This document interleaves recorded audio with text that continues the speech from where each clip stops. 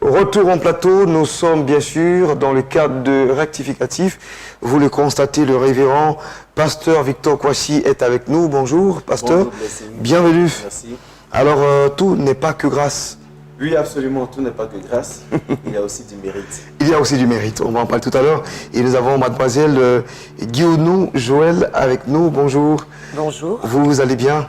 Très très bien, par la grâce de Dieu. Je rappelle que vous êtes là au nom de l'église charismatique du Saint-Esprit de Côte d'Ivoire. Exactement. Et tout à l'heure, on va parler bien sûr de ces séminaires-là, détruire les forces anti-mariage. Oui, c'est cela. D'accord. Et ça sera donc dans le cadre de Espace Annonce. Mais déjà, vous avez une idée de ce thème? Où est-ce qu'on va aboutir? Tout n'est pas que grâce. Oui, je pense que j'ai une idée. C'est D'accord. vrai que c'est vraiment important de savoir que en tant qu'enfant de Dieu, on a notre part à jouer. Super. On a notre part à jouer pour que nous puissions posséder notre héritage. All right. Allez, on va donc écouter celui-là même qui est notre consultant. Il sourit déjà. Il sourit déjà. En fait, ça me fait plaisir de savoir qu'il y a des gens qui comprennent que... Très vite d'ailleurs. Voilà, tout ne viendra pas du ciel comme ça.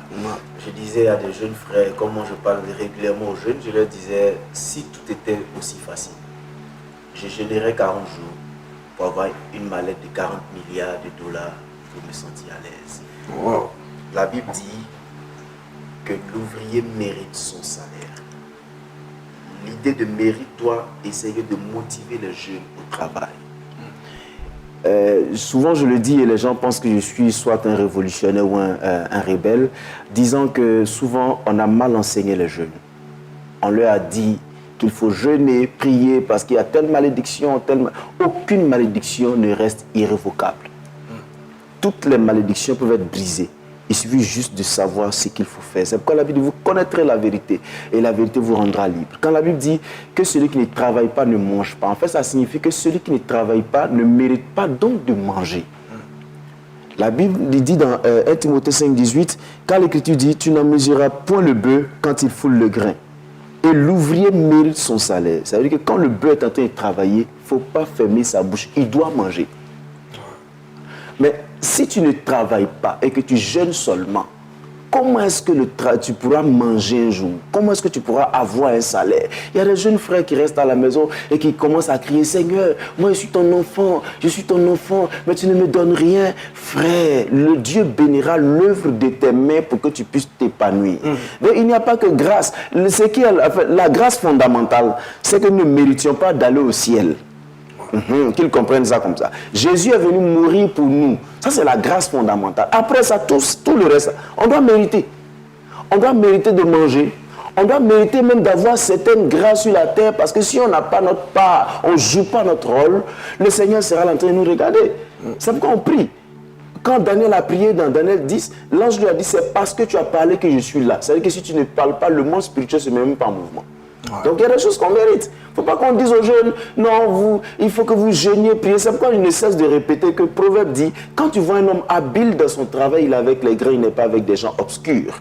Des gens disent, je ne serai jamais à la queue, je serai à la tête. Mais combien de personnes, combien de chrétiens sont-ils à la tête?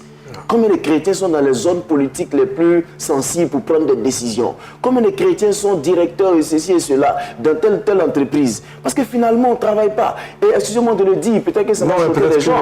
Le christianisme, vous pouvez, les pasteurs, les dévanciers, peut-être, ils ont essayé de canaliser donc, les chrétiens. On nous a essayé de nous confiner dans quelque chose et on n'est plus dans les domaines d'activité comme tu viens, monsieur, et ainsi de l'énoncer, pardon. Oui, en fait, c'est pourquoi je dis souvent, malheureusement, la religion en Afrique nous a abrutis et nous a dépouillés de notre capacité de réflexion et d'extension.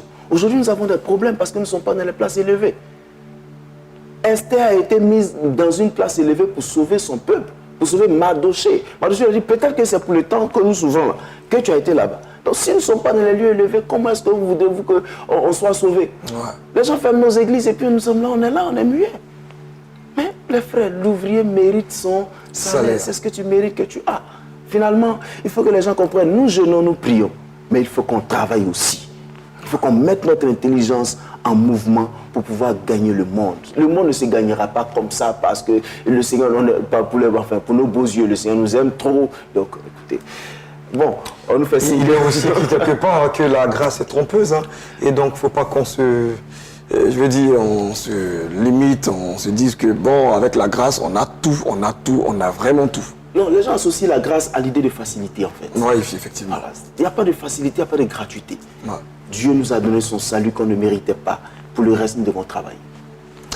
Allez les gars, on doit travailler, hein, parce que même dans la Bible, et certains disent, dans la Bible, il y a la loi de la nature, et il y a aussi ce qui est adressé aux chrétiens. Et donc, quand on lit la Bible, c'est vraiment tout un ensemble qu'on y retrouve. Et donc, l'ouvrier mérite son salaire est une parole que Dieu donne à l'être humain, pas seulement aux chrétiens, mais à tout être humain sur terre. Et donc, celui qui applique cela, certainement, il verra donc le résultat. Absolument. Nous allons partir pour Espace Annonce et puis mademoiselle Guillaume Joël est déjà en plateau avec nous. On va bien sûr parler des détours.